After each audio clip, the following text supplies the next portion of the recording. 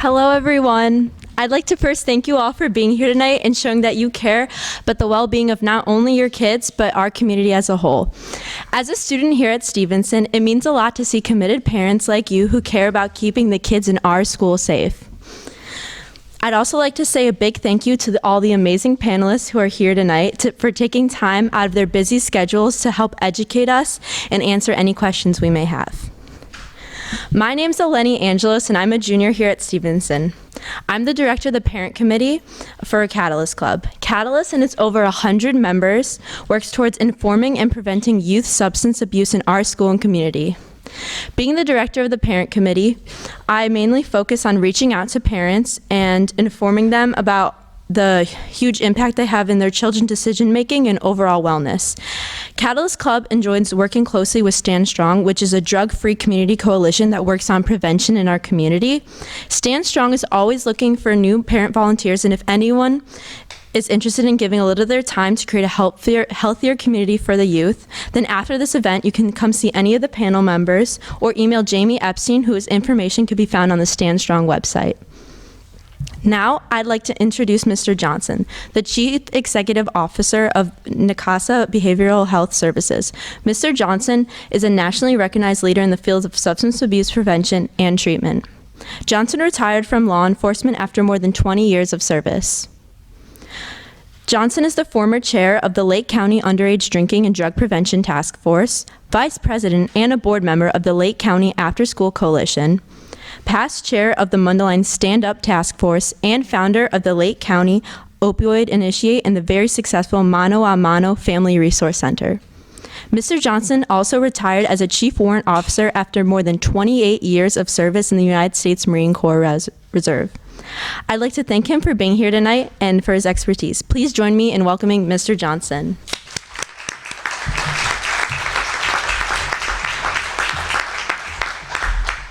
Okay, that just means I'm about 104 years old, right?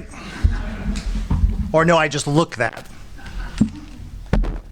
So, good evening, everybody. I am not going to spend a lot of time talking to you because we have a fabulous panel tonight.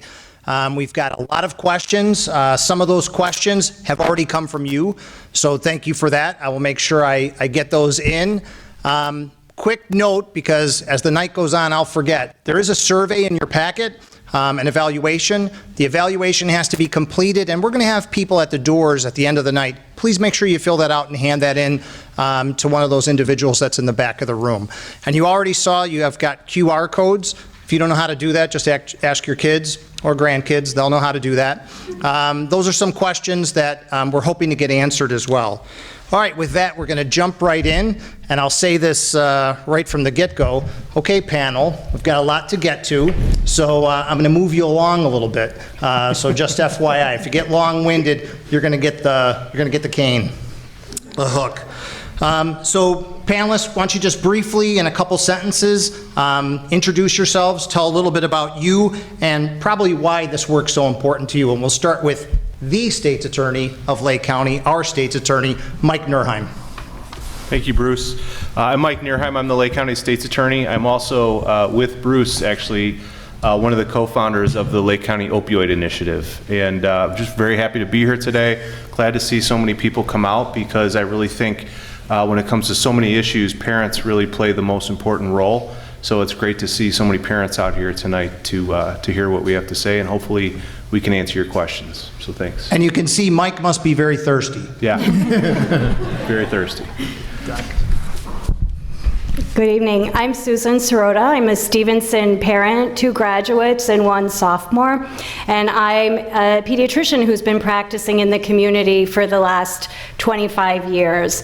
In addition to my work as a pediatrician, I teach Northwestern medical students. I also teach Northwestern pediatric residents, and was one of the individuals that got involved in starting Stand Strong, and currently I co-chair the marijuana committee. Hi everybody, my name is Troy Gobble, and I am lucky enough to be a community member and a dad of 3 kids, one who will be here next year. But the other job that I get to do is that I am honored to be the principal of this high school, and this work interacts with us in a lot of ways, so I'm happy to share some of the information that we have. Thanks. Hi, I'm Dr. Cristina Cortesi. I'm the Substance Abuse Prevention Coordinator here at Stevenson High School. I am the Certified Alcohol and Drug Counselor and a licensed clinical social worker. And my role here is really to provide intervention and prevention related to substance use, and I hope that I can be a resource to all of you. Good evening, everyone. I'm Officer Bethany Brown. I'm with the Lincolnshire Police Department. I've been with the Lincolnshire Police Department for 7 years, and this is my second year at Stevenson High School as a school resource officer. I'm Amy Voss, and my husband Andy and I have lived in the community of Buffalo Grove for 32 years. We had 2 sons, District 103 and Stevenson. Unfortunately, our oldest son Jared died of an overdose, heroin and cocaine, almost 4 years ago on October 16th, 2015. So I'm also a member of the Safe Prescription Disposal Committee with Stand Strong, and I do a lot of community volunteering and advocacy. I'm honored to be on this esteemed panel. Hello, my name is Sammy Epstein. I'm a senior here at Stevenson High School. I play volleyball, I'm on NHS, and I'm an exec board member of the Catalyst Club, so thanks for having me. Outstanding. Thank you, panel. So we're going to start this off. Dr. Sirota, you're up. So there's been a lot of news lately about vaping, and certainly some of it really bad news. Lung illnesses and deaths. What's going on with our teens and vaping? Yeah, I will tell you that the rate of vaping, marijuana, and nicotine has really dramatically increased in the past 2 years. And for over a year now, I've been telling groups like this, as well as groups of students, that vaping has truly become the greatest public health crisis that's facing our teens. And I was saying that a year ago, and now we have some information that I think is really hitting home to our government, in particular in the FDA. And what that means is, in the past several months, we've seen almost 500, mostly teens, become ill from this vaping-related illness. We don't know what that is exactly. And there have been 6 deaths. Only one of those deaths was not in a teen or young adult, which I still think of as adolescents. So the information we have as far as what's going on with vaping tends to come from Monitoring the Future. And just very briefly, Monitoring the Future is an annual national survey of 8th, 10th, and 12th graders. It's been going on out of the University of Michigan since 1975. A lot of good information. What was frightening to me is what happened between 2017 and 2018. We don't have 2019 data yet, but what our 2018 data showed us was that e-cigarette use among high school students overall was up almost 80% from 2017 to 18 in 1 year, and in middle schoolers it was up just about 50%. That increase in numbers means that 1 in every 4 high school students nationally is vaping nicotine, and 1 in every 14 middle school students is vaping nicotine. So by 12th grade, that's approximately 40% of students in high schools across the country. And just to give you a perspective of what that means in numbers, we're talking about just under 5 million teens. 5 million, there are about 9 million estimated marijuana users in that same time frame.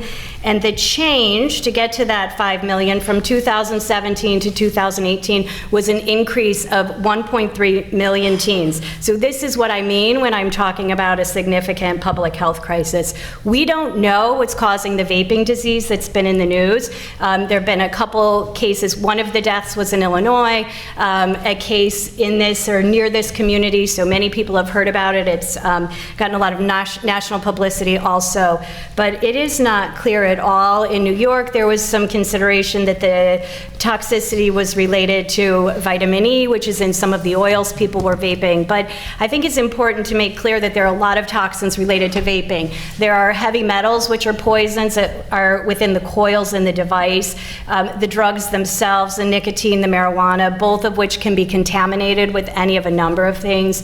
Oils can be absolutely toxic to inhale into the lungs. And the flavoring, which is often promoted as being regulated in our country or safe. It's regulated and it's safe to add to foods for ingestion, but it's never been studied or shown to be safe to inhale. So any or all of those things could be related to what we're seeing. The CDC is working hard to figure that out. I think it's also important to point out that of the individuals that have become ill and those that have died, that whatever it was that they were vaping was purchased in a number of opportunities, be it online, be it licensed retail marijuana dispensaries in some states, be it off the street or from other retailers across the country. So that's what we know. I guess we also know in my newsfeed that Bloomberg is wanted to invest $160 million to help get these flavored e-cigarettes out, so they're not causing problems for teens. And I think because he announced that one day, maybe that helped our president announce yesterday that the FDA might finally do something. The FDA was supposed to do something in 2016, and that's called the Deeming Rule. It was delayed by 6 years when Scott Gottlieb came into the FDA then. So I'll leave it at that, but so far our government has not been helpful. I always think about what if there was some other product on the market or something else that had killed 6 children or 5 children in a short period of time and sickened almost 500?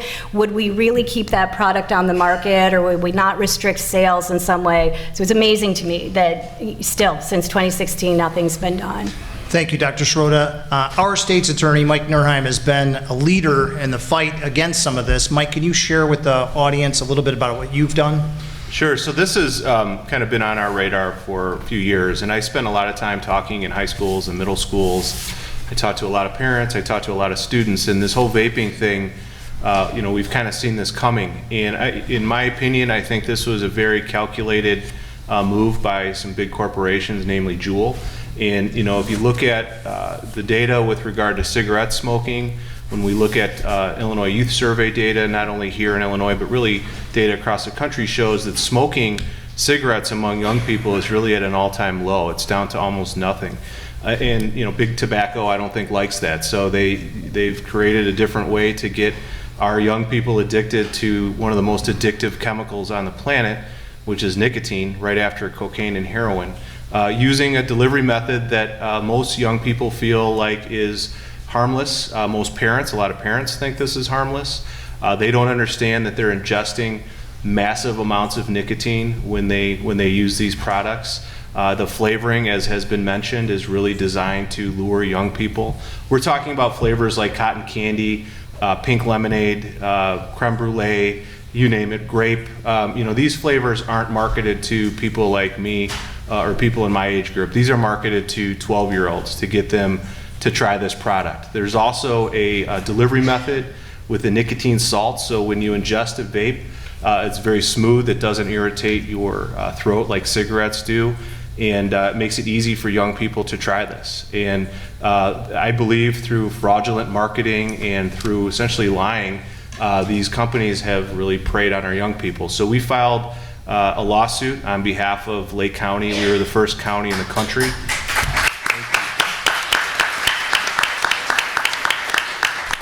We filed that about 3 weeks ago, actually with the help of some of the students here at Stevenson and some of the other young people. It was really neat to launch this lawsuit and stand at a podium with probably 50 middle school and high school kids behind me. And I think that's very powerful messaging, not only to the community, but really to these companies. Because it's not just me saying, you guys need to knock this off. It's young people saying, we don't appreciate you preying on us in the way that you've been doing it. So we're excited about the lawsuit.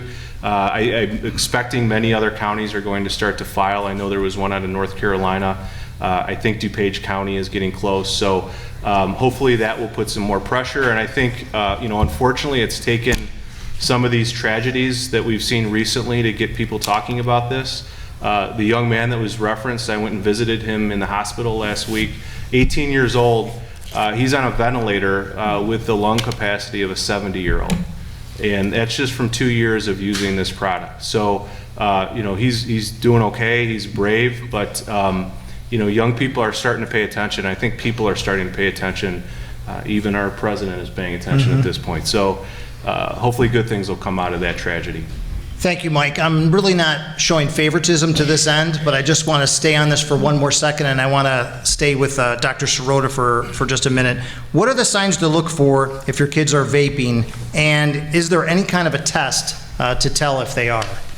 Yeah, there's absolutely a test. There are 60 of them sitting in front of me here. First thing I tell parents is when they come to me and they say they think there might be a problem with, and fill in the blank, about their teen, my response is always, parents know their children best. So if you think there's a problem with whatever fill in the blank is, there probably is. As far as testing for nicotine, you can test for something called continine in the urine, and that's what these urine tests do. And actually, if anybody's interested in taking one or some home, you can see me after, and I'm happy to give you these. But this is a way to figure out if someone's had nicotine. And there are other signs, though, and other things to look for if your teen's been vaping. I might add, if you purchase these, I looked last night before I went to bed, they're $9.99 for 10 of them on Amazon. So, signs your student or your teen might be vaping, a few different categories. One might be, what are you looking for in their room? So things like pens that aren't really pens. I had a parent tell me not too long ago in the summer, her son was busy, football practice, they were, not this high school, they were leaving for vacation, and she decided she was gonna pack for him. He didn't have time to pack, found something in his pant pocket or shorts pocket that she thought was a pen and realized it was a dab pen. It was a marijuana vape device. So that's how she figured out that was going on with her son. So if you find pens that aren't pens, if you find caps of, I forgot to leave home with my show and tell this morning, but the little colorful plastic caps to the Juul pods. You may see these in the trash cans or around your house. Your child is definitely vaping if it's in your home and no one else has been there. And then the other thing are smells. So our kids know in the bathrooms, they know when they go in the bathrooms in the schools if someone's vaping because they smell the fruity smells or the mint smells, the bubble gum smells. If you smell that in your home and you don't see wrappers, candy wrappers laying around, I don't know you, but about you, but my husband's here, our kids, if they have a piece of gum, we know because the wrapper's never in the trash, it's on the kitchen counter, or the candy wrapper, it's anywhere but. And boys don't smell like candy. Yeah. Boys never smell like candy. Yeah. Never. Principals know that. Yeah. Boys. So those are the things you might see or find in your home, but there are also some physical signs and some illness-related signs. So when someone's vaping, it tends to be a very drying experience for them. So you might see some change in habits. So you may have a teen who you were once nagging constantly to take a water bottle to school to make sure to drink their water, and then all of a sudden you find that they're consuming a lot of water. That's very common among teens that are vaping. Other habits that might change, and that relates to the dry mouth and the sore throat that comes with it. Other habits that might change, teens will give up their nicotine habit. So not so much younger teens, but as teens move through high school and certainly early in the college years, although they're very dangerous and it's a topic for another day, high caffeinated beverages are a common habit, right? Go in any convenience store, gas station around here and you'll see the Monster Red Bull display. So if your teen's giving up a caffeine habit, it could be very likely that they're vaping. They just have an untoward experience with caffeine once they start vaping. And then the other thing you see are some symptoms or conditions that might take you to a pediatrician when you haven't really been to your pediatrician or doctor with your teen, probably since they had their checkup or their once-a-year checkup that they might need for sports. So we see a lot more respiratory illness. I'm seeing kids whose lungs sound like they have asthma when they never had asthma throughout their childhood. It's like a smoker. These kids may have a cough in the morning, which is essentially a smoker's cough. So the parents are concerned. They're bringing them in for more coughing. And then we see nosebleeds, and the nosebleeds are also related to that drying effect of the vaping. So those are the things that we see, and a lot more pneumonia. We're seeing more of that. So especially if you're making more trips to the pediatrician's office with your teen who was never sick before with a lot of respiratory illness, I think that's very much a giveaway. It's not necessarily nicotine, could be marijuana too that they're vaping, and most likely, depending on how long they've been vaping nicotine, it would be both of those things.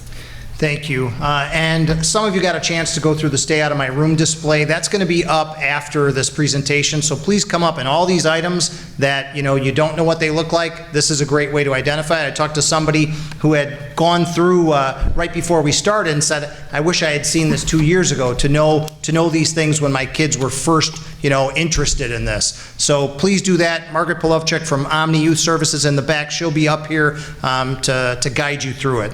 Okay, we're going to get to the middle of the table. This question's for Dr. Cortesi. So the title of the program tonight is Not My Kid, with a big question mark after it. Many of us assume and hope that our kids aren't the type that would use drugs and or alcohol. So tell us, doctor, what types of kids actually use drugs or alcohol, and is it safe to assume that our kids won't partake if they are good kids, get good grades, are active in school activities, and have been rule followers up till now? So I would say that even the students that I see regularly for use are good kids. They're great kids, in fact. I think all of you have phenomenal children, and that's probably evidenced by the memories that you have of them growing up and the cute things that they did when they were younger. They're all still that same person. As they enter adolescence, there's just a lot more for them to cope with. And so they use for a variety of reasons. They could use to socialize, to have fun, to fit in, to manage academics or anxiety, to reduce stress, to escape some depression, social problems, family problems. And all of the things are mentioned are things that can impact any single individual, regardless of their background and regardless of their history. So I don't think that anyone's necessarily, if your student was doing well before, that doesn't necessarily, unfortunately, mean anything. It's a matter of us as adults and parents checking in with our kids on a regular basis. You know your children best. You know them better than anyone other than them knowing themselves. And sometimes maybe you know them a little better than they know themselves too. So if you keep that constant communication and you're watching what they're doing, you will know when a change occurs. So I would just encourage parents to watch for that, because I think anyone can become a substance user. That's great advice. Thank you, doctor. So this next question's for Amy. I know you're looking like you really want this question. Amy, you bring so much to this discussion tonight for so many reasons. Your sacrifice, your strength is unbelievable, and it's inspiring to all of us that know you. Can you share maybe some of the most common reasons that teens may drink and or use drugs? So I read something today, and ironically it said the 3 most dangerous words a parent can say are not my kid. And I thought that was like some karma, right? Because here I am. So, personally, Jared began experimenting with cigarettes. Cigarettes turned into maybe drinking. He discovered marijuana. He was starting to feel pressure at school. He was very bright, and he never really had to study or apply himself. He could just naturally, pass classes and write papers at the last minute. But the pressure in about 6th or 7th grade started to get much more intense. And he was really, I like to say, addicted to fun as a child. So he loved to have fun. He was always seeking out play date immediately after the school bus came home. Birthday parties, he never wanted to leave. He was a joyful kid. He was a happy kid. He was a fun kid. But when the fun ended, it was very hard for him to transition. So I think now in hindsight, he struggled with, we know for sure, because he struggled with anxiety and some depression. He was medicated for ADHD. Jared would be 32 now. So when he was in about 5th grade, ADHD medication became a really big thing. Everybody's kid had ADHD, and everybody's kids were medicated with it. And so he never really did well or responded to any of that medication. But the message that I think he was given was, there's something wrong with you, and we're going to give you this medication, and you're going to be a better person. I mean, it sounds crazy, but I lead a support group, and last night in my support group, these are parents who have children that are struggling with substance use issues. And I said, raise your hand if your child was ever diagnosed with ADHD and was medicated, and every single person in the room raised their hand. So there is something to be said about that, and I'll leave that to Dr. Sirota if anybody wants to talk to her about that. I'm not an expert. But anyway, so I think peer pressure, pressure at home to do your homework, feeling that you want to be cool and you want to fit in, just normal transitioning from, young adolescence into a teenager comes with a whole bunch of stuff. Hormones, school changes. Jared was very snug and cozy at Daniel Wright, and the prospect of going to Big Stevenson, I think, was a huge stressor for him. And his friends were all very bright. When I speak to your children, I speak to the health classes every semester, and I bring a big picture of 5 children from the neighborhood where where we raised her children. And the bookends in the picture are 2 Stevenson boys who died of heroin. My son is on one end, and his friend, Chad Lucarelli, died on Jared's birthday in 2011. And in the middle are 3 other kids that grew up in our neighborhood. And so I bring the picture and I say, these kids sat in your chairs, these kids were raised in the same kind of homes that you were raised in, and 40% of them are dead. And, I want to reduce the stigma and to raise awareness and to educate people, and that if you see something, that you should say something, not only about your own child, but teach your child to be compassionate. And if your child's friend is struggling, we need to wake up. There is so much going on in the world today. It's not a kind place for the most part. There's a lot of bad stuff going around in the news everywhere. So I'll talk about a little bit about that later. But anyway, so Jared experimented with a lot of things, really became unmanageable at home, and went to boarding school and at 12. And he went on to go to 16 more places, traditional boarding schools, residential treatment, wilderness. He went to 17 places, and he lost his battle. So in the end, the drugs won. Once he graduated to opiates, as Bruce said, opiates, cocaine, and tobacco are really, really hard to beat. So. Thank you. I know that's hard to tell that story, but it's really impactful and it's helpful to everybody in the audience. So we just all want to thank you for saying that. Thanks. So Mike, many of our teens and even some of our parents, thinking casual, alcohol and drug use, not really necessarily a big deal. Can you talk about some of the consequences that you see from a legal perspective for both teens and adults? So, there's a lot of, I think, unintended consequences that come along with this. This isn't necessarily a legal consequence, but the biggest one is probably addiction. I think, Bruce, spent a lot of time in speaking with people in the using community and people in recovery, and nobody's ever once told me that they woke up one day and said they wanted to become addicted. That's just not something that anybody wants, and it happens. So I think this notion that casual drug use is something that can be controlled is just not true, because oftentimes it does lead to other drugs or addiction, or some of the things we're seeing when we look at our overdose death data. There's drugs like fentanyl, so synthetic opiates now are showing up in more and more of our overdose deaths in Lake County. None of our overdose deaths are single use. They're all what we call polysubstance use, which means many substances are showing up in that person's toxicology when they come into the coroner's office. Almost all of them have marijuana and a combination of other drugs. And there's an awful lot of people that may be taking what they think is a prescription pill or something like that, but it turns out to be fake, and it's laced with fentanyl. Drugs like Xanax, we've seen a rash lately in Lake County of students in schools overdosing on Xanax because they think it'll help them study. We've had people overdosing just on Xanax, or we've had people overdose and die on a pill that they thought was Xanax, but it's really a bunch of filler mixed with fentanyl.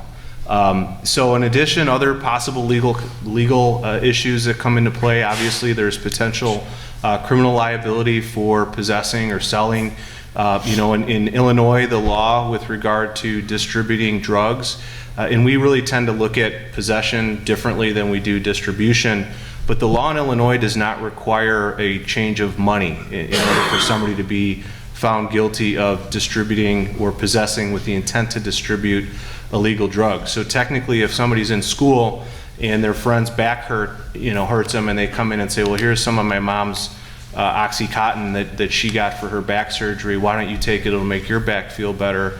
That's technically, unlawful delivery of a controlled substance in a school, which is something that's frowned upon. Now that might not be what they're thinking it is, but that's how the law is going to treat that. We also, obviously, when you talk about substance abuse and you talk about people's judgment being impaired, there's criminal liability for offenses like DUI, reckless homicide. We charged reckless homicide last week for a young man that killed a young woman in Fox Lake. So those types of things happen. There's also social host laws, so I think a lot of parents might feel like, well, if I can keep it in the house and I can have a party and I'll supply the alcohol, but I'm doing the right thing because they're not out driving around. And I can understand, I guess, that thought process, but there's been cases here in Lake County where people have left those parties and killed other people. So because of that, we have laws here that parents are now criminally responsible if they host a party and they know that there's alcohol being served. And that's a Class A misdemeanor, but if that results in somebody being hurt or killed, it bumps it up to a felony. And we also see in a lot of cases we handle when it comes to prosecuting crimes like sexual assault. Oftentimes the victims of those offenses were in situations where drugs or alcohol were being used, and it puts them more at risk to be victimized. It doesn't take away or lessen their victimization, but it puts those people in a lot more risk. So I could go on and on and on, but in what I see every day in my work life, there's just so many negative consequences, and there's no good consequences that come from this. So the good thing with Mike is he tends to answer more than just one question. So I'm just checking off what else he's already answered. I got lots of water. Dr. Sirota, so really the state's attorney gave a good understanding of kind of some of these legal consequences. Can you, though, because this is important, talk about the teenage brain and what are those long-term consequences and impacts of alcohol and drug use on that growing teen brain? Sure. So when we think about a teen brain, what we know is that about 20% of the teen brain is undeveloped. So the brain doesn't really finish developing as best we know. We used to say 21, it's probably closer to 25 years of age. Part of the brain that's not developed is generally what we think of as the prefrontal cortex. I often like to say it's the good decision-making part of the brain. So that's why when you ask your teens over and over, what were you thinking? When they did something you didn't want them to do, they weren't. They don't have that capacity. That part of the brain is really not developed. But in all seriousness, we talk about addiction as being a chronic brain disease. Addiction is not a condition where someone is weak as far as willpower. It's not a moral failing of an individual. It's actually a chronic brain disease and pretty serious and often relapsing. So the part of the brain that becomes diseased in addiction is the part of the brain that's undeveloped in teens. And that's why, and I feel like I can't say this enough, the teen years are absolutely the worst time to introduce any substance. And you were just saying how, parents talk about they want to keep their kids safe and they hope they make smart decisions. And I can't tell you how many times I've heard people say they're okay with teens drinking at their home because they're collecting everybody's keys, nobody's driving, nobody's leaving their home. And the message that I've been saying, and I've said this over and over for years, that we really need to get out is that we don't want their brains exposed to anything. We don't want to try to keep them safe when they're using something. We just don't want this exposure to happen. And I'm looking out in the auditorium here and I see a lot of women who are probably pregnant at some point in their life. And when most of you were pregnant, you probably were very certain not to expose that developing fetus to any alcohol, any drug, any tobacco. And why? Because you were thinking about the brain and everything else that could go wrong. And my hope is that we can just convince parents to start to think about their child's brain in the same way they did when they were pregnant, the mother was pregnant, and just start to get that message out is that we just don't want any of this exposure, because I think that's really how we're going to make a difference. And that takes a lot of education, and it's a shift. So we have to have people thinking about we don't want to have this around, as opposed to we're going to try to do it in a safe way.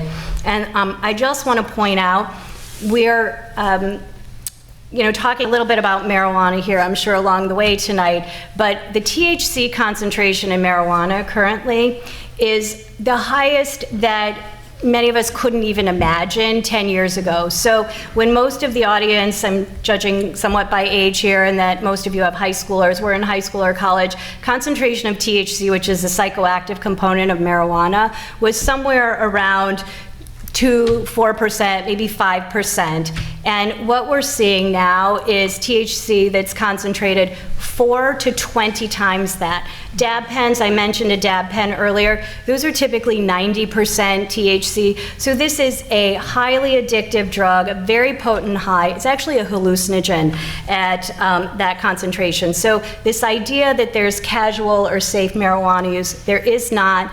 We've acculturated kids, or the tobacco industry has acculturated kids to vaping, normalized smoking behavior in 3 short years. Kids are going straight from Juuls to dab pens. They're really not necessarily smoking joints with low concentration THC. But what does this mean for the brain, and what sort of things do we see?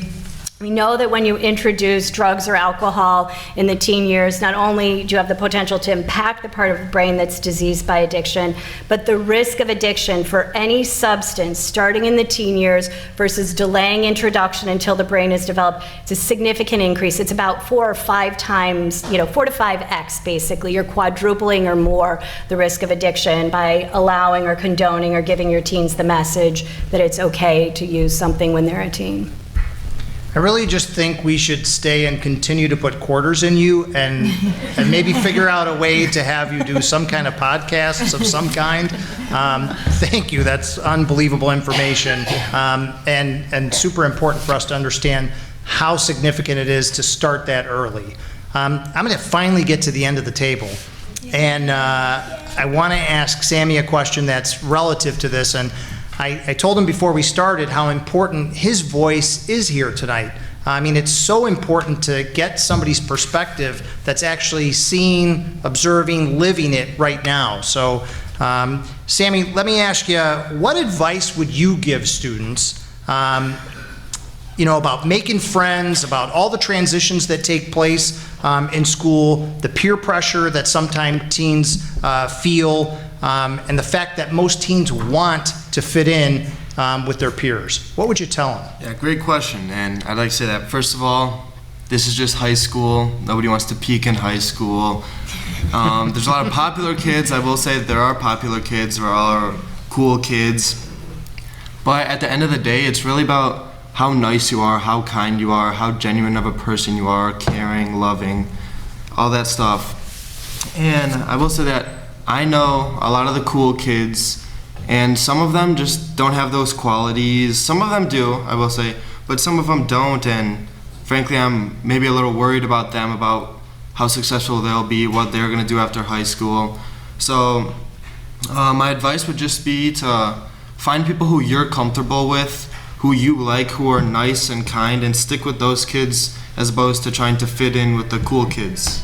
So yeah. I think that's great advice. And as I think about that, I think I got 3 kids, 27, 25, and my last one's 18. She just went to ISU, and by the way, the first week there were 2 sexual assaults related to alcohol ingestion.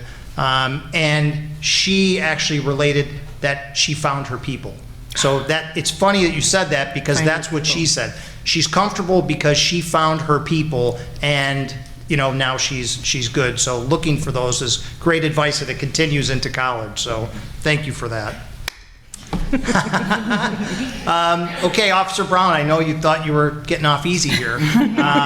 So our state's attorney, did a pretty good job of talking about, some of these consequences. But let's talk about Lincolnshire and the surrounding area, because most of the parents, most of the individuals here, that's where they're coming from.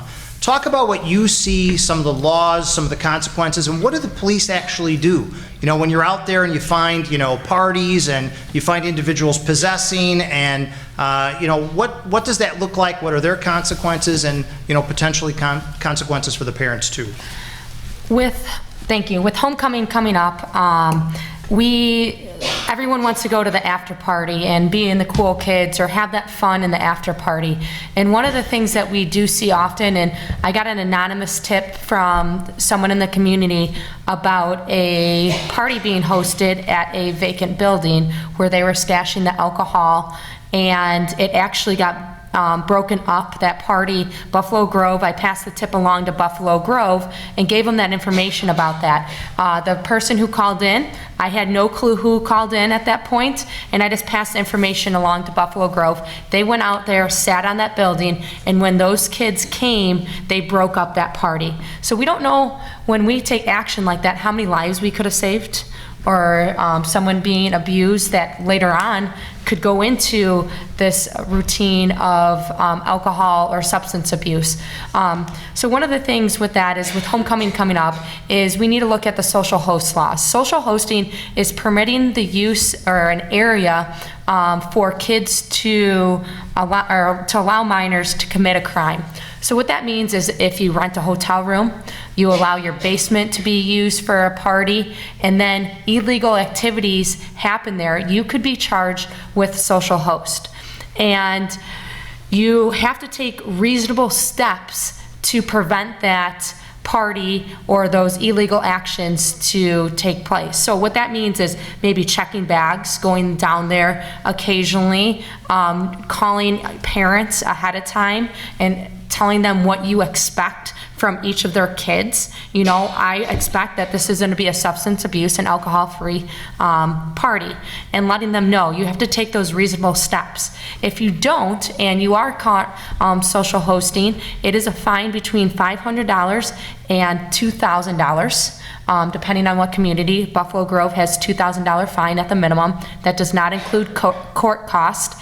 And then if someone's injured, we already talked about it a little bit, but that could be prison time essentially, because that's a class 4 felony at that point. And that does not take into effect the civil litigation that could come from that. So, and that could mean millions of dollars that you have to pay towards another family.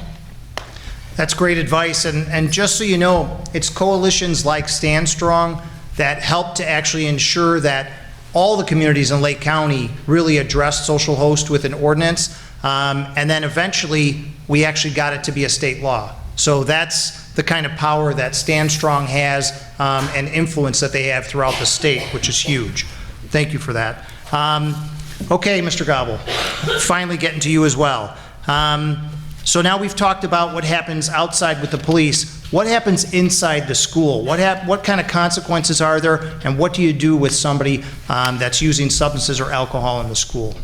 So there's really two ways that we end up interacting with these situations. One is if you're using at school, which is more rare than using it on the weekends. And when someone is using in school, that student will be suspended on their very first, the first time that it happens.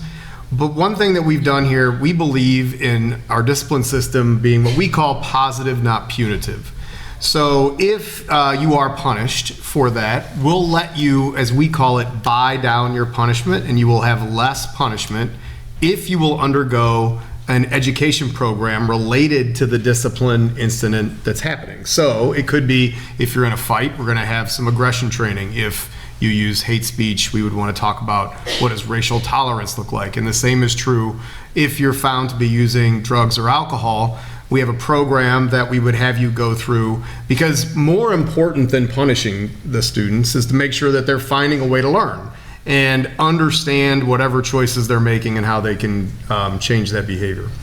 So that's one way. The second way, almost because so many of our kids are involved, just, you know, Dr. Cortesi said it earlier, we have fantastic kids that go to this school, and 93% of them are in a club, sport, or activity. And for many of those clubs, sports, or activities, there is a co-curricular code of conduct. And that code of conduct is 24 hours a day, 7 days a week. And so if you are found to be making a choice about drugs or alcohol on the weekend, and we find out about these in various ways, if that happens, you can be removed from your activity.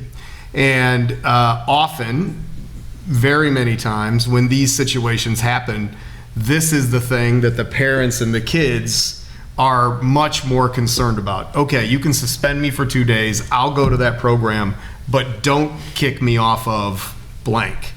And it's the way we've built the program to be, and it is really, for many kids, a powerful deterrent. I'll talk about that in a little bit, but we'll talk a little more how that. And what a great example for how schools probably should approach this. So I applaud you and Dr. Cortesi for what you do.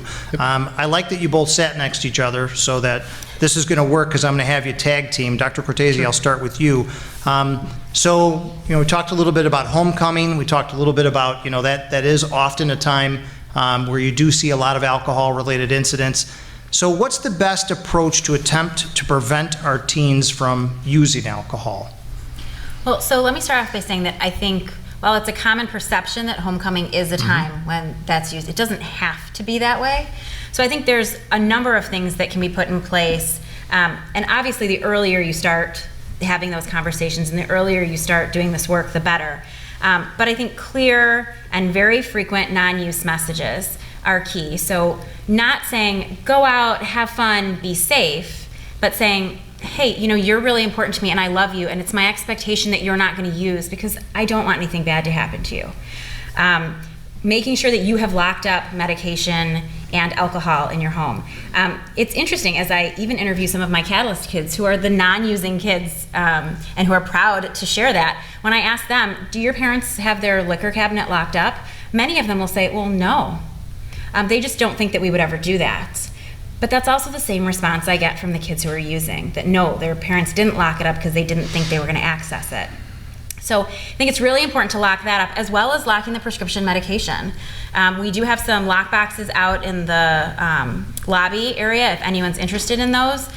We encourage you that once you've finished a prescription that you dispose of that medication. Lake County is extremely fortunate, with the help of the task force and the opioid initiative, to have disposal boxes at almost all of our police departments. And Walgreens has stepped up to be taking back medications as well. So we encourage you to dispose of them in that way, or lock them if they're medications that you need regularly. Know where your kids are and who they're with. Kids will often say, like, oh my God, I would be completely embarrassed, mortified if my parents reached out to my friends. Like, I definitely don't want them calling. That may be true that the kid will feel mortified, but as all of you sit in this room, how many of you would be upset if another parent called you to have a conversation about your children? No hands went up, right? So I guess I would say the fact that you would welcome that conversation, every other parent would welcome that conversation as well. And if the parent wouldn't welcome that conversation, maybe that's not someone's house you want your child going to. So while you want to provide them with trust, you also want to make sure that you know where they're at. And then give them some exit strategies. So they should be able to text you a code word if they want you to come and pick them up without them having to call you and say so. But establishing what that word is, or a letter or a number that they can just text you, and you know that you're going to go and get them. And then when you go to pick them up, you know that they text you because they trust you to be there. Not to overreact or to tell them they'll never be able to go out and go to that type of function ever again, but praising them for having made the right decision to contact you and bring you in when they felt like they were over their head. I think that, we do oftentimes encourage parents that if they are concerned to discuss with their children the possibility of drug testing. I think Dr. Sirota would agree with me that it's never a great idea to just drug test your child without discussing it with them. Parents have often asked me for sneaky ways to drug test their children. I really think that the best practice, and I know the American Academy of Pediatrics agrees with me on this, that it really comes from an open conversation. I know a number of parents who have asked me the best way to do that, and I simply say that you go back in again and say, I love you, but something has been off, and I want to trust you more than anything in the world, but I need your help to allow me to do that. So I'm going to ask you to take a drug test, and with that, I hope that I hope it comes back negative. And when it does, it'll be a great opportunity for you to say to your friends, like, I can't do that because my parents drug test me. I mean, I think that's a pretty good way to shut down your peers. If you don't have a strong set of refusal skills, most peers hearing you say, like, sorry, I can't, my parents drug test me, they're like, oh, okay. And the conversation ends. So a couple other things to consider. I hear often all kinds of things that they start with, everyone at Stevenson is ... right? We are sure. We've measured this and tested this and talked with kids and surveyed them through the IYS and multiple other ways. We know, and there are not very many schools in America that could say this because of our size, there are thousands of kids in this building who are not using substances. Thousands of kids. Sam, right? Yeah. And over half of our students aren't making these choices. So when we say, how do we help our students find those spaces, it's Sammy, right? It's kids like Sammy. It's making sure you know who your students are, or who your son or daughter is hanging out with, and you're checking in on them. To make a finer point to something that Cristina said earlier, I do think, I live in this town. I live in Lincolnshire. It's a tiny little town. I know everybody. My kids have been here the whole time. We know everybody they hang out with. But when my daughter comes to Stevenson, she's suddenly going to make friends with people who live almost in Lake Zurich and out in Hawthorne Woods and in Buffalo Grove and in all these other very small communities. And the phone call from me as a parent to another parent to say, I know my daughter's coming over tonight, what's going to happen at your house? Is a completely normal thing to do. It sounds like it would be hard to do. It sounds like it would be tricky. But if that family is a good family for your son or daughter and a good place for them to be, that will be a very successful phone call for you. I'm confident in it. Make that call. Because I think you have to shrink our large community so that you know where your kids are. You really want to know what, that's the key here in that question. So show of hands, who's going to make those calls? Look at that. And by the way, I saw the low hand up over there. If you join the PPA, you get an entire list of everybody's phone number in the whole group, awesome. So you'll find them, right? All right, well, so we heard from Dr. Cortesi, we heard from Principal Mr. Gobble. Sammy, okay, let's talk about you. What kept you from drinking in high school? What is it? Yeah, so for me it's a little different because my mom is the quote-unquote drug mom. She's the leader of Stand. I'm going to make her stand up later. She's there. Way back there. But yeah, you guys don't have to be the drug mom for the same things to work. Basically what she did is she held me to a higher standard. She let me know that she expects me not to drink, not to do any drugs, and I was going to do that and make her happy. And another thing that both my parents did, they gave me the facts about the negative side effects that these drugs and underage alcohol can happen. Something like, hey, did you know that one night of binge drinking can erase 2 weeks of physical activity, or something like that. So just tell them that you expect them not to drink, hold them to a higher standard, and give them the facts. Okay, I love that. If you in your time in school, if this has happened where somebody's offered you alcohol, or you've heard of that happening, are there any good ways that the parents can kind of arm their kids to what else is good for them to say? Yeah, I think Dr. Cortesi said that you can just say, hey, my parents drug test me. I can't do that. And you guys can have a drug test if you want. So yeah, tell them that my parents drug test me. And also, saying no works. I know you guys really stressed about the peer pressure, but saying no really works. If you say no, the conversation is over. And this happened to me before. Hey Sam, you want some of this, blah, blah, blah. Nope, I'm okay. Conversation over, nothing more said. So yeah, saying no works. Really good. Thank you. So I want to ask Dr. Cortesi and Amy to just kind of weigh in on this. So we talked about signs of vaping. Can you talk a little bit about the signs to look for to know if your child potentially is abusing drugs or alcohol? Do you want to start with what? So avoiding eye contact, a change in friends, a change in self-care, not caring about taking a shower, not caring about brushing your teeth, sleeping and eating patterns changing, sleeping more or sleeping less, shirking responsibilities, not being accountable to responsibilities like being home at a certain time or completing a project for school or helping out a family member, missing family obligations. Any change in what your regular routine is with your family is a big red flag.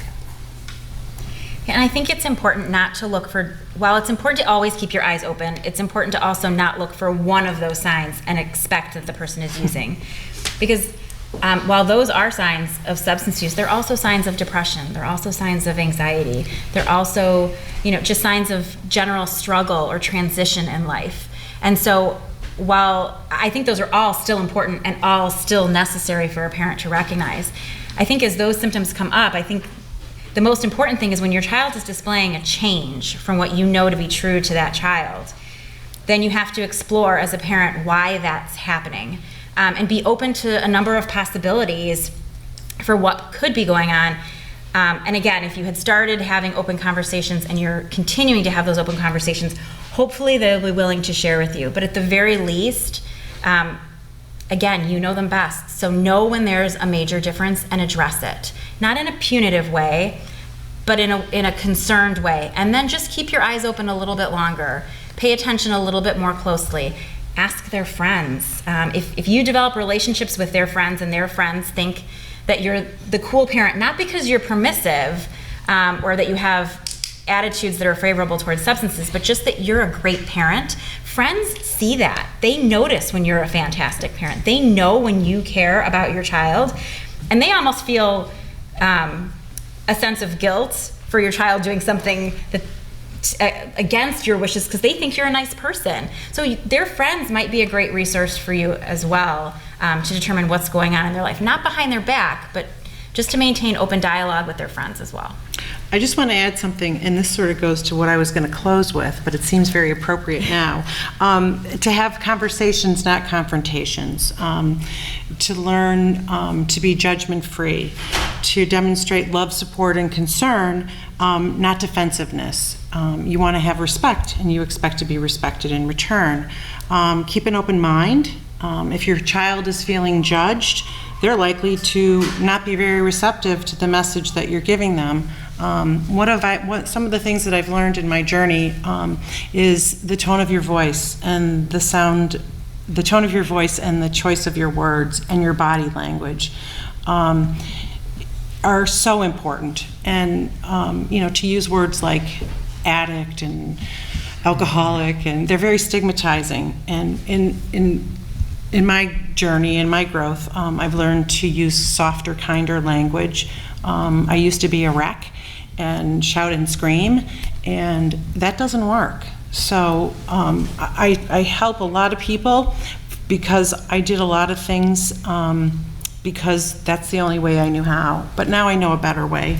Instead of focusing on what has already happened, try not to overreact. Try to set an expectation for what your future expectation would be.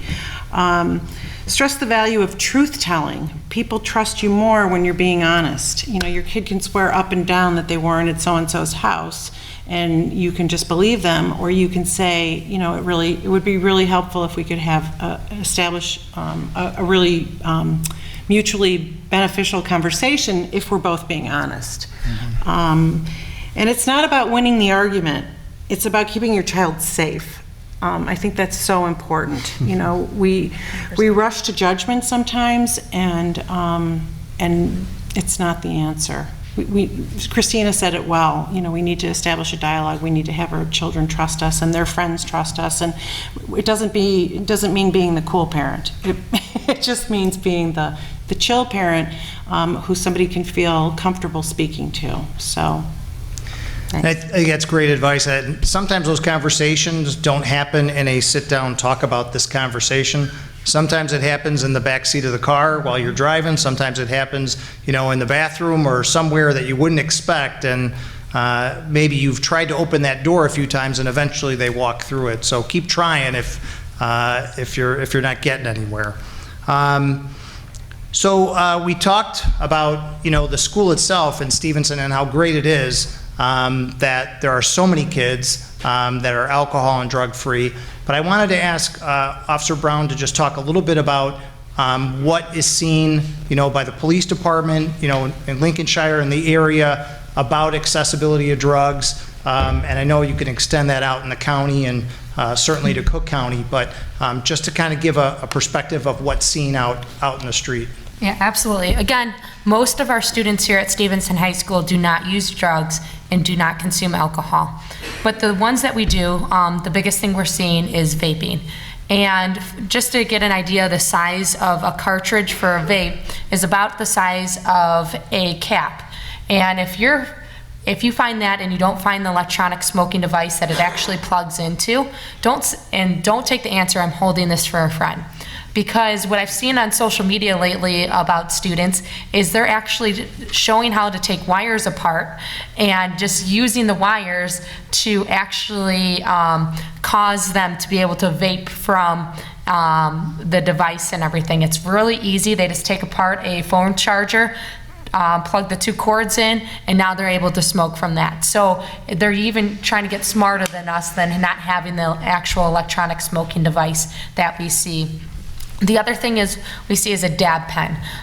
It's also, you may hear it be called a cartridge, and what that is, it's basically liquid THC, and the potency is anywhere from 90 to 97%. So sometimes we'll see kids before school take a hit of this dab pen, and then they'll be intoxicated all day due to the high concentration of the THC in those pens. But they look like they're the size of a regular ballpoint pen, and they have usually a clear vial that has a yellowish, brownish liquid inside of it that they can use to smoke. If you smell the end of it, and it smells like marijuana, it's marijuana. You may not, when they're actually smoking it, smell the marijuana smell, but if you actually smell that cartridge or the entire dab pen, it will smell like marijuana from my experience. And then the other trend that we're seeing that we already kind of touched on is Xanax is coming back. It's really important if your son or your daughter does take Xanax that you're regulating that. They can sell it anywhere from $20 to $60 a pill and make a lot of money off of it. It's really easy to get because many people have possession of it. So as a parent, make sure when they go to sleepovers, they're not taking their entire pill bottle full of Xanax or Adderall to that, or when they come to school, you need to turn it into the nurse's office for those things. But those are the trends that we're seeing here in the Lake County area. Thank you, that's super helpful. Okay, so here's a couple of, I want to get to a couple of questions that were kind of posed in advance by parents. So this is one. So what are ways that a student can alter their urine test prescribed by a doctor at a lab facility or even a home test? I don't know if Dr. Sirota or Dr. Cortesi wants to handle that one. Okay, so there are several ways to adulterate a urine sample. People get very creative. So either adding something to the sample or taking a liquid flush prior to doing the urine screen could also be a possible way, or diluting the sample. Typically, if you're doing, so that's one of the drawbacks to doing a home urine sample. If you're doing it at a drug testing facility or a counseling facility or at a pediatrician's office or a hospital, they can monitor for temperature. They'll be able to look more in depth at the results to determine whether it was dilute or whether there were additives that were seen in the urine that wouldn't normally be there. So they have further integrity tests that they can look at. So if you do decide to do a home urine sample with your child, there's always the option to send that sample in for further testing. And I find that a lot of families will just choose to get that immediate result of positive, negative, and never send it in. So I would strongly encourage anyone who uses those to send them in for further results, because you'll get levels returned to you rather than just a positive, negative. The reason why that could be important too is if your child, so THC can remain in the system for quite a long time, anywhere from, you know, a couple days to a month, depending on the person's metabolism and a variety of other factors. So if you send it off and you see, for example, that the student's THC is at one level, and a week later you drug test them again and it's still positive, that doesn't necessarily mean that they used in the last week. You want to see those levels declining in the sample. I encourage parents, other than for acute drug testing to see if someone is potentially intoxicated at that time, is to use hair sampling. There is a company that I can provide information for to anyone who's interested called Psychomedics. They specifically you take a very small sample, about the size of the lead in the pencil, a very small sample, and then they take those hairs and they split them down the center and take from the core of that. So even if someone had attempted to adulterate the sample with hair washes or shampoos that are said to impact that test, because they're pulling off the outer edge of the hair sample and only taking from the center, that doesn't impact the sample. And that drug test, while a urine sample generally tests for days for some substances and up to a month for marijuana, the hair sample can test back up to 3 months depending on the length of the strand. Great advice and a great segue to this next question, which is for Dr. Sirota. So recreational marijuana use is going to be legal for adults starting next year. What does this mean for our kids? Well, so the law passed at the end of May of this year, and sales will begin in January of 2020. But even before that, what it means that if your child attended Buffalo Grove Days, they may have had an option to bring home one of these free hats that were being given away. Cresco this is Cresco Labs. Cresco Labs is one of the largest publicly traded cannabis businesses in the industry, owners of most of the dispensaries across our country. Our local dispensary sold recently to Cresco. Hence, so marketing of marijuana to your kids before it even becomes legal. And this, which says Reserve, if you can't see it in the back, but you can Google it, because Reserve is considered Cresco's finest brand. So this is their ultimate product. And does anyone's kids have anything that says Supreme on it? Or is there any parent here that knows about that label or that brand? So if you Google it, or if you go home and you ask your kids, hey, have you ever heard of Supreme? Something black and red. This is exactly what it looks like, a little bit different font, the word Supreme, but if you Google it, some people might pull their phones out now. So this is clearly, we talked about flavors being marketed to kids and that they're not the flavors that adults are attracted to. This is what we're gonna see before legalization, is more marketing. But what we're gonna see with legalization, and what that really means, is it means more access to our teens for marijuana at a time where the perception of harm for marijuana is at an all-time low. So it's ironic, the drug is probably the most dangerous it's ever been, but the perception is that it's the most harmless it could possibly be. And when there is more access, then we know there's going to be more use. In fact, the American Academy of Pediatrics has a policy statement on marijuana, and it talks about how increasing access to adults, even with regulation, so for example, our law in Illinois, is going to increase access to youth, and the best public policy for marijuana would be a public policy that decreases access. So what happens is it's not only teens who have this misperception of harmlessness, but it's parents too, and we just heard a lot of really important information about social hosting laws, and I think what we're going to see is we're going to see our kids having more use because we're going to have diversion from the dispensary. So what that means, and actually it's already happening. I ask patients all the time, so, you know, are you buying your own drugs? Where are you getting your drugs? Who do you get them for? And they always say to me the same thing. Don't worry, Dr. Sirota, we know it's safe, or we know it's good because it came from a dispensary. So we're just going to see that much more diversion. But we're also going to see parents who are smoking with their kids, just like we have parents who are drinking with their kids, right? Those parents that want to be the cool parent. I will tell you, there are already events that happen almost every month at Prairie House, you know, where some of our kids park to come to this high school, appealing to 40 to 50-year-old moms who are in the community to come learn about cannabis. So we're going to see parents using with kids. We're going to see parents providing for kids, just as they're willing to provide alcohol for kids. And I think they're just going to fall into this same trap of harmlessness, or that there's a way to do this safely. And there's not a way to do this safely.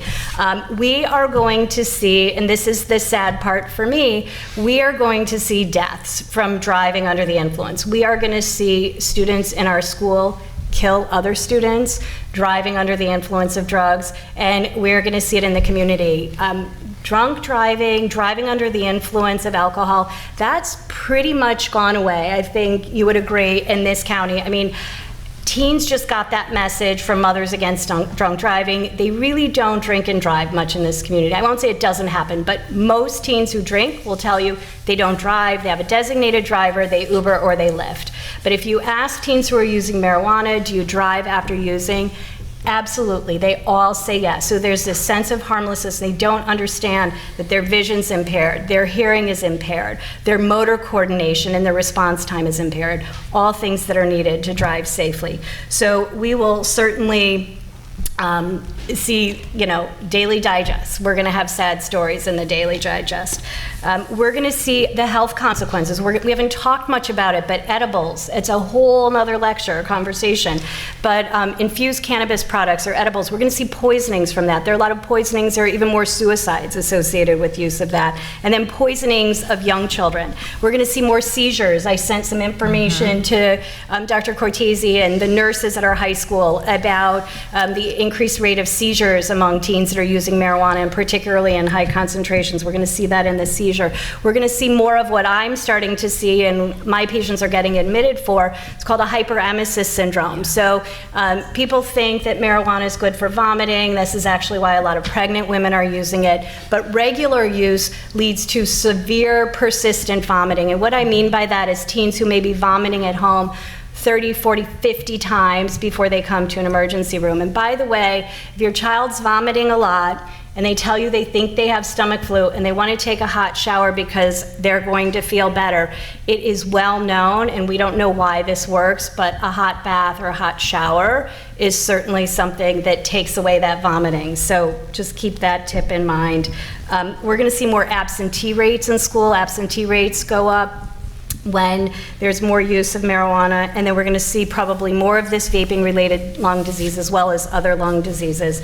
So it's hard to say, right, that it's not a very good picture. And I'm not a doom and gloom person. I'm actually a very optimistic person, for those of you here who know me, but I just don't believe anything good can come from this. I really worry about this being sort of the next opioid crisis. It's going to be the cannabis crisis, but I don't think it's even going to take 10 years to get there.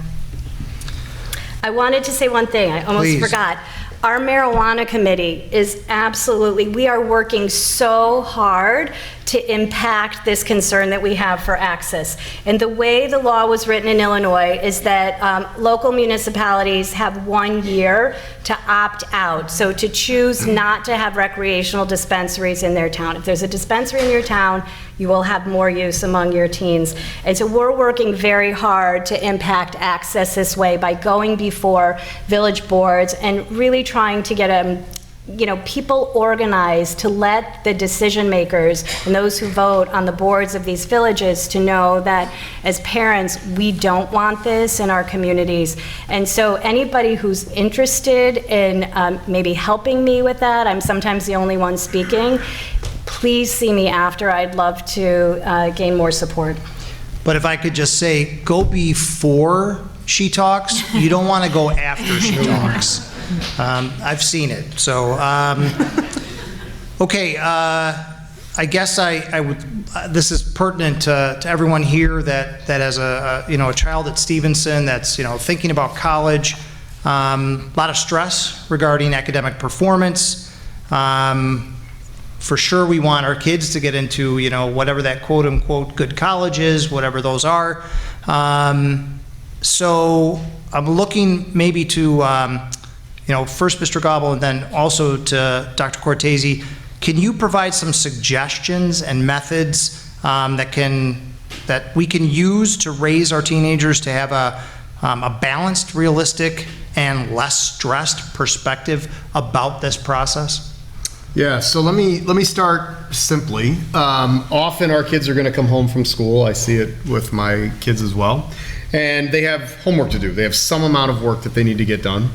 And what's become in this age where the iPad is part of your educational tool is that while I'm doing homework, I'm also texting and I'm also Instagramming or whatever those things are that they do to stay in communication. And so suddenly homework turns into homework and friend time, like combined. And then they'll start their homework at 7 and they'll finish at 10. And even though for some of that time they have been back and forth with their friends and those sorts of things, when they get done at 10 and it's time to start to wind down, they're like, I just did 3 hours of homework, right? And then what we found, and the studies have shown this, if you can get your kids to turn the notifications off on their device and really sit down and say, look, give me 45 solid minutes of homework, and then take a 15-minute break, take a 30-minute break, and then talk to your friends. Answer the 8 million texts that came in that time, right? Answer those texts, sit down and relax. At the end of the night, it's still going to be from 7 to 10, but they're going to look back and they're going to go, I had 45 minutes of homework and a half hour of friend time and 45 minutes of homework and a half hour of friend time, and it doesn't feel so bad. So one of the ways is to make sure that homework time is in a box. Like, this is when homework time happens. So then the second piece is it is really this race to the top. Like, how do we make the best kids? We have done our best here to remove all of those sorts of things on our end. We don't do valedictorian and salutatorian anymore. We don't even class rank. And here's a dirty little secret. Many of you are going to get, if you're new here, if you've been here a while, you are earning a grade point average and a weighted grade point average. Well, because we don't rank, that weighted grade point average doesn't mean anything, because the colleges are going to recompute your GPA on what's important to them. So let's say I decide I want to go to Georgia Tech and it's a math and science school and that's really the place I want to be. When they figure out so that they can compare you to a kid from Alaska who is on a different GPA system, our weighted GPA, 4.6, means absolutely nothing to them, because the scale we use to weight is different than every other school around. They put in all your grades and they re-weight at the school. So chasing points in your GPA, worrying about whether I take this honors class or not this honors class to get the bump, is not going to put you where you need to be. Take challenging classes and do well. That's the message to our kids. Choose the things you want to do, pick challenging classes, and do well. That's one. Then I think the second part is for all of us, because I live here, and I bet maybe this conversation has happened in your house, because I know that to live in this community, one, there's not a downtown or anything to really do in Lincolnshire or Buffalo. I mean, we all moved here so our kids could go to the great schools that are in this community, the elementary schools and the high school. And so how many of us have said to our kids at some point, you have to do well, because we moved here for you to go to that school. We're putting that pressure on them at that point. And then those other conversations that happen where it sounds like success looks like Yale. No. It might look like any other school in America. Let your kids pick the things that matter to them and take them to different kinds of colleges, a small college and a large college, and a private college and a public college. Let them explore all of those things so they see that you're open to multiple choices. Because if they feel like mom and dad really expect me to do private school on the East Coast for this, then suddenly not getting into private school on the East Coast and that is disappointing the family. So we have to be very careful in the way we speak with our kids to help them on that too. And we're happy to help you in that journey as we go. So Great words of wisdom. yeah, do you have any other? I think you did. Okay. That was a phenomenal answer, Mr. Gobble. Thank you. I mean, how many of you in here did not attend an Ivy League university? Okay. How many of you feel like you have a very productive and happy life? Oh, look at that. I mean, I think that's what we want for our children, right? And so there are so many kids that will strive to get into that exact school, that named school, and get there and they're miserable. And their mental health suffers in that. And they're alone while their mental health is suffering.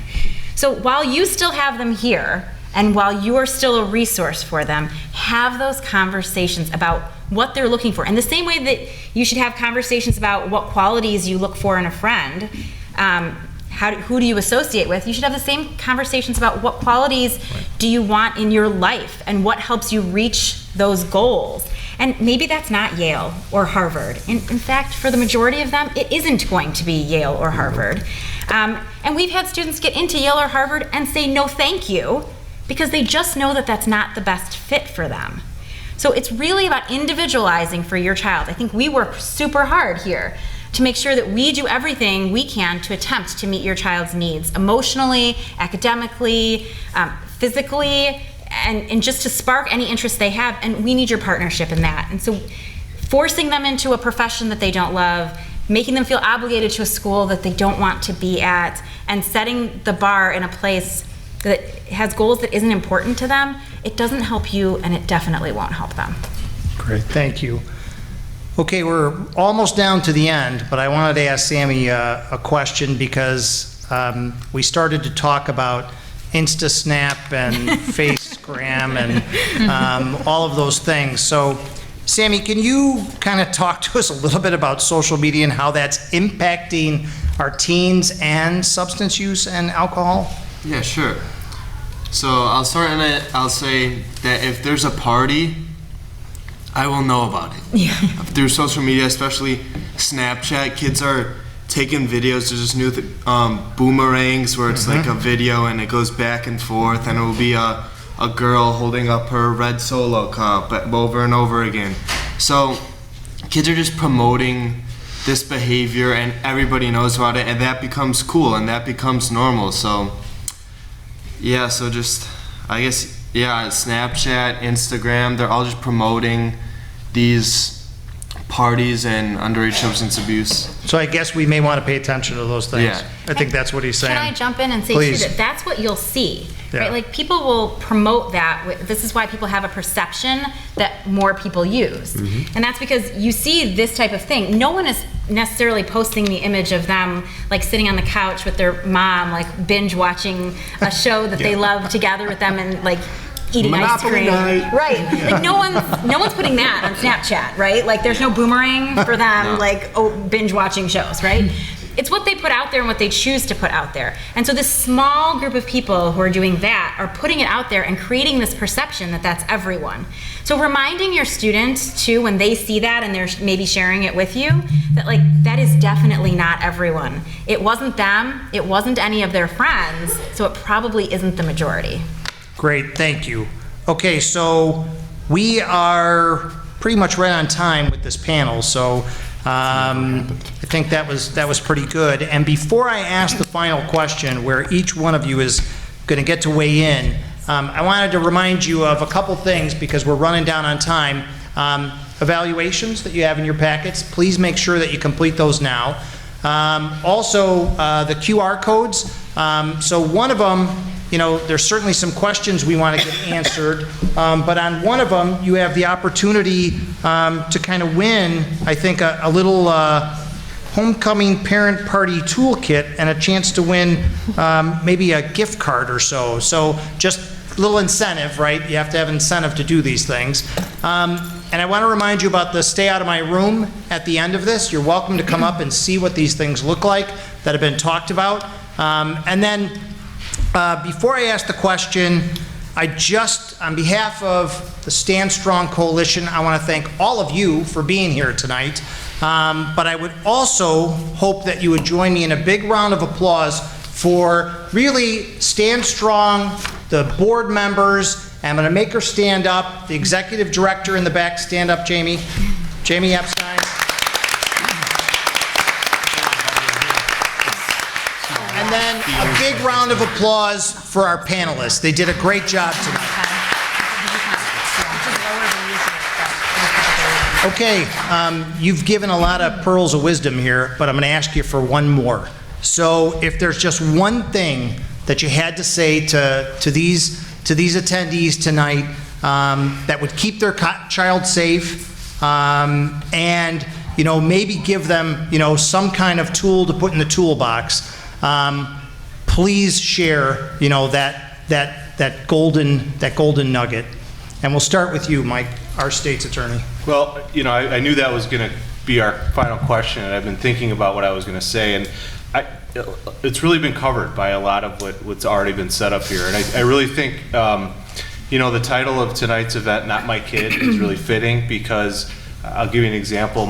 We did a parental education night, just very similar to this, at the middle school where our kids go. And my wife, on her way out the door to go to the event, called one of our friends who, you know, we're very close friends and our kids go to the same school together, and said, hey, are you going tonight to the event? And she said, no, that's not going to happen in our family. And, you know, I think it's natural to feel that way, and we all probably feel that way, but in my line of work, I see these issues affect really good families and really good people, and, you know, nobody's immune. So I think, you know, just none of us can have that's not my kid mentality. I feel like I'm preaching to the choir, quite literally in this room, because if you didn't get that, you wouldn't have taken time out to be here tonight. So thank you for being here. I don't really have anything else I can tell you that's not already been said. I would say it's hard to think of something that's not already been said, but I want to drive home one point. This summer, I was seeing a patient of mine, and as a sophomore 4.0 James Scholar business at the University of Illinois became psychotic related to his marijuana use. So I didn't get an opportunity to mention all of the mental health impacts of marijuana use, but one of them that's very frightening is psychosis that develops. And ultimately got help and was doing much better, and I was seeing him as he was finally being able to go back to college at the end of this summer. And his mom said to me, you know, if I only knew that this was a totally different drug than when we were in high school or college, I would have never condoned his marijuana use. I wish I knew that, and really what she was referring to is the impact of this high THC that I already mentioned. So I think that's what I want to leave people with, that this is a very different drug and something to be as fearful of as anything else that you think about could kill your teen. Teens like to say all the time, but you don't die from marijuana. They don't even realize it's addictive. And my response to that is it's sort of a slow death because life changes and people don't reach their full potential if they're addicted, or they end up dying in a motor vehicle accident. So. Thank you, Mr. Gobble. All right, so my one thing, I'm going to use it to say 2 points, but the major point is we are your partner in this journey, and we are here to help. So I have 2 ways that can happen. Number one, I mentioned earlier the code of conduct that we use, and I know that for some of you, you might want to say, you know, I'm not going to drink tonight because my mom might drug test me, but that might sound like, if people know your parents, like, really? Is that something they would do? But I will tell you, they know that we will kick you out of your club, sport, or activity. And so one of the things, we don't build our code of conduct as a punishment mechanism. We build it as an excuse. So it should be language out of the kid's mouth. I can't do that because I really want to be in the robotics club competition this month. I can't do that because I'm in the play right over there. I can't do that because, I'm in a sport and it would ruin my opportunities and let down my teammates. To us, that's a great way for kids to say no and feel empowered in that. So that's one. And number two is, if you think something's going on, we know you know your kids better than anybody else, but unfortunately, by the time you get to high school, we spend more hours a day with your son or daughter than you do, most likely. And so if you think something's going on, call your counselor. They will have information about grades, the behavior in classrooms, the way those things are going, and we can dive in deeply and help you. And we'd love to help. So use your counselor, use us as any way you can. I mean, I want to applaud you guys for being here tonight. I think that, as we know from the title, that there are some people who can bury their head in the sand on this issue, or pick and choose data that makes them less frightened. But I think it was great that you all decided to come out here tonight. I hope you walk away feeling empowered. Empowered because you've learned that the majority of our kids are not using, and that is the norm. Empowered because you have a set of resources, knowing that the counselors and the entire Student Services Division at Stevenson High School, as well as all of the teachers and administrators here, are truly willing to step up and be a partner with you. If you come to us and share that something is going on with your child, it will in no way be sent to colleges or anywhere else. It's completely confidential. I hope you feel empowered by the information that you received, and I hope that you realize that you guys really are the strongest piece in making a difference. Whether you choose to go to mail a letter to your local municipality regarding your opinion on dispensaries, or whether you choose to participate on a committee with Stand Strong, or whether you just walk away feeling like you can have that conversation with your child in maybe a slightly different way than you had originally thought. I think the goal tonight was just for you to feel like you do make a difference. And the number one reason why kids choose not to use is their parents. So even though it may feel like they ignore you the majority of the time, they do hear you. They do. Thank you. All the kids now put everything on social media, and if I could give one tip, I know most of your kids are probably in high school and it's probably going to be too late for them to add you on Snapchat. So what I would recommend is have someone, a responsible adult that you can rely on, and make them add your child on Snapchat, because everyone posts everything through Snapchat. That responsible adult may tell you things, but that doesn't mean you need to go run and say, well, why'd you put that provocative picture on Snapchat? It's not there for you, but you're just keeping little tidbits in your head to know what your kid's doing. So you see that red cup that they may have been at a party. Maybe not go and bust them right away, but okay, next time I'm not going to allow them to go out with those friends or go to that house because they don't have the same expectations. But if you can get on that social media, add a responsible adult, so that may be the aunt or the cousin that's a little bit older, that will share that information with you, that can help you go a lot further and really know what's going on in your kid's life. We have a great tool in Lake County. It's called Text-a-Tip.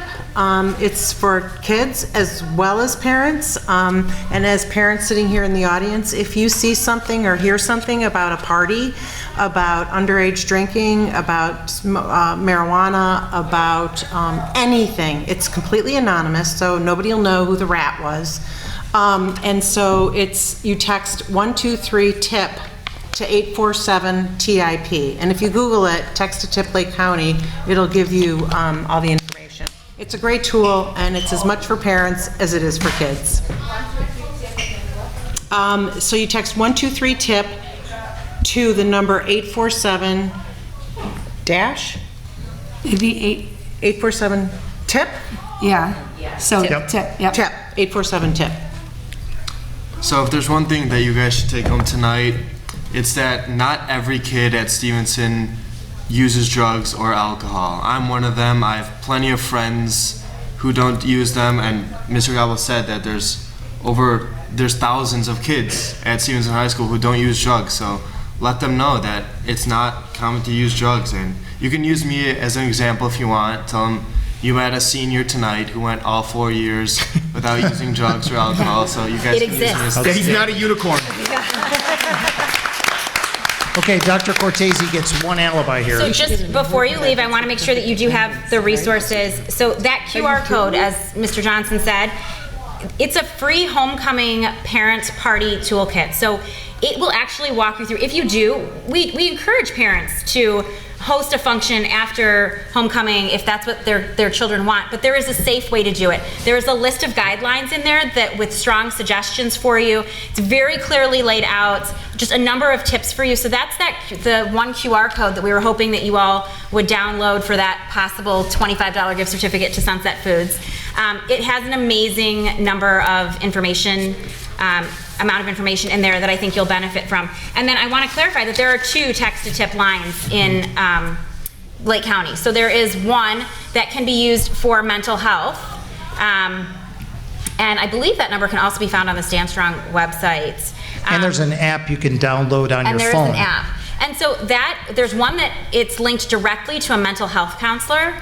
So whether it's you or whether it's your child who's struggling in that moment, it's 24/7. A licensed mental health professional is answering those texts, and they are anonymous. The second one is a new initiative that the Lake County Sheriff is piloting specifically with our community. So that is phenomenal that they were willing to step up and do that. And we have the cooperation of our local municipalities as well. And that is specifically for the tip if you see that there's a party or another illegal activity. Jamie, do you want to add a little bit to that? It's going to be up and running by next homecoming, for homecoming weekend, next weekend. And it's 847-411. So it's tip 411. They need one more week to get it up and running, but it's going to be 847 to what? Yeah, I think so. And it's the area code. That's really funny. Okay, and that'll be up on the website as well, right? So you can find all these resources. And I'm sure the nice panel will be happy to stay for just a couple minutes if you want to tackle them for any other questions. But don't forget to come up for the Stay Out of My Room. Another big round of applause for the panel.